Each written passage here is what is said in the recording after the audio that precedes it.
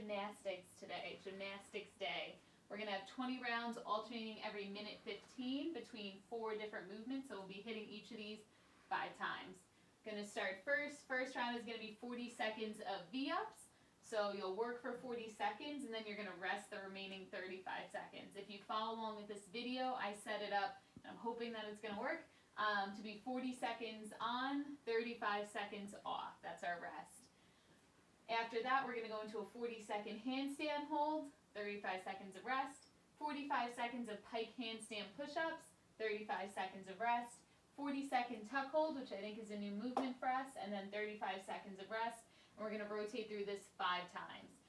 Before I demo the movements, I'm just going to speak to some of our modification options and then a little bit about the workout today. For V-ups, you can start with V-ups, or let's say if that's a movement that's challenging for you, we can go to tuck crunches. For the handstand hold, if you either have never kicked up against a wall or potentially don't have like a wall or a door to kick up against, this box handstand hold will be a really good option. You could do that on your couch. I would just say take your shoes off for that. And I'll show what that looks like on my box that I have here, but again, you can replicate this on your couch. The pike handstand push-ups, we can make that a little bit easier if that's challenging for you by going to an elevated target.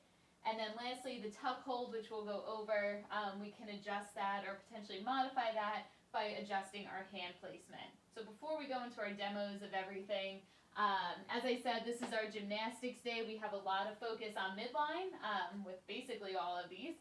Our hip flexors with that tuck hold, so this will translate well to your toes to bar, or strengthening your hip flexors for your toes to bar. Positioning, especially with our handstand hold, as well as this pike handstand push-up. I really like things like pike handstand push-ups or box handstand push-ups. Even if you have regular RX handstand push-ups, these are really good to incorporate into your training.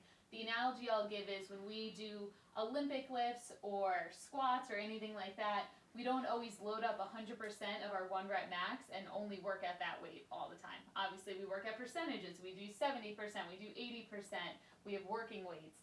The same is true with gymnastics. The equivalent of only doing RX handstand push-ups because you can is about the same as only working at 100% for your Olympic lifts.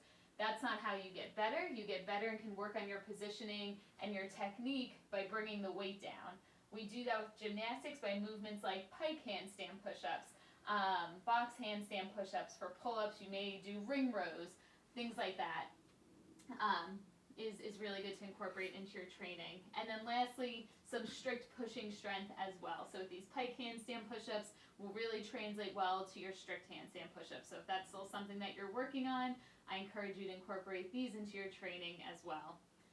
So with that, I'm going to start talking through some of these different movements and demoing the movements. So starting first up here with our V-ups and our tuck crunches. For each of these, whether you are working with the tuck crunches or the V-ups, we want to make sure that we're in a hollow body hold for each of these. So if I'm doing tuck crunches, I'm going to start in my hollow body, bring my arms and legs together for those tuck crunches, and then my V-ups, just keeping my legs straight, arms and hands still coming together. Again, you can start with V-ups. As those get challenging over the 40 seconds for 5 rounds, if you have to, you can switch to tuck crunches. For the handstand hold, I'm going to demo that in the other room against my door. That's where I do all my handstand stuff. But I'm going to start first with the box handstand hold.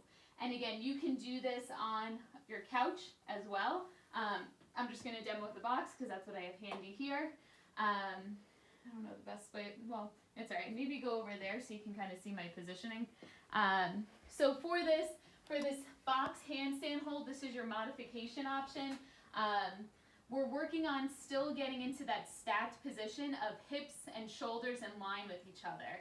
So the way we're going to do that, you'll step up onto your couch or a box, walk your hands in as far as you're comfortable, and we want to have our hips up high, and we're just going to hold right here for that 40 seconds instead of that handstand hold. So that's a good option, either if you don't have a wall to kick up to or if you've never kicked up against a wall. Let's go with that box or couch handstand hold. Just make sure that your hips are in line with your shoulders. Those are stacked on top of each other. We just make it a little bit easier by having our feet here. I'm gonna go into the other room for our handstand hold. Where we have a surprise guest who's waiting to be taken out. He has to go potty. Just gonna hand him off. All right, so for this handstand hold, as you guys are probably pretty well aware, we're just gonna be kicking up and holding ourselves either against our wall or against the door in this case. We want to focus on not letting our hips sag against the door. You want to think about kind of like the top of a glute bridge, squeezing your glutes to keep those hips off of the wall. So kick up however you're comfortable. And we're just holding here, squeezing our glutes, pressing through that floor. And we're going to hold there for 40 seconds. The next movement that we have after that is our pike handstand push-ups. So for this, I'm going to go over the prescribed version and then we'll go into the some of the modifications. Feet about shoulder width apart, maybe a little bit wider. Your hands are going to be on the ground. You can bend your knees. You can come up onto your toes. We're trying to mimic a strict handstand push-up with this. So again, if you don't have flexible hamstrings, feel free to bend your legs, come up on your toes, walk those hands in so that your hips are nice and high. All you're going to do is lower your head down to the ground and press straight through. Head through at the top. What I'm focusing on with that, and I'll show that one more time, is my tripod position. So my head is not going straight down. I want to think about my hands are right here. My hands are the base of this triangle. My head is going past my hands, so away from my feet to make that tripod position. So again, hands are the base. My head in this case is going towards that wall as I lower it. Tucking my chin under. I don't want my neck hyperextended or anything like that. Chin is tucked, head's going away from my feet. So I'll show that one more time. Walk my hands in. I'm going to lower my head down, pass away from my feet, and then press through at the top, sending your head through just like you were lifting a barbell up overhead.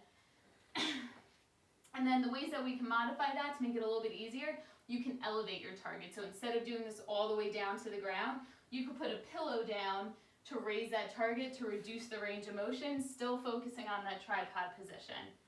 Then lastly, we have our tuck hold, which is really fun. So for the tuck hold, going to be sitting on the ground. This we can make harder or easier depending on the placement of our hands. It's basically a modified L-sit. You can make it harder by your hands getting closer to your feet. You make it easier by bringing your hands closer to your hips. So all I'm going to do, hands, just move this out. Hands on the ground, lifting my legs. And again, I make that harder or easier. If I walk my hands this way, it gets really hard. If I walk them back this way, it gets a little bit easier. Those are going to get really fun.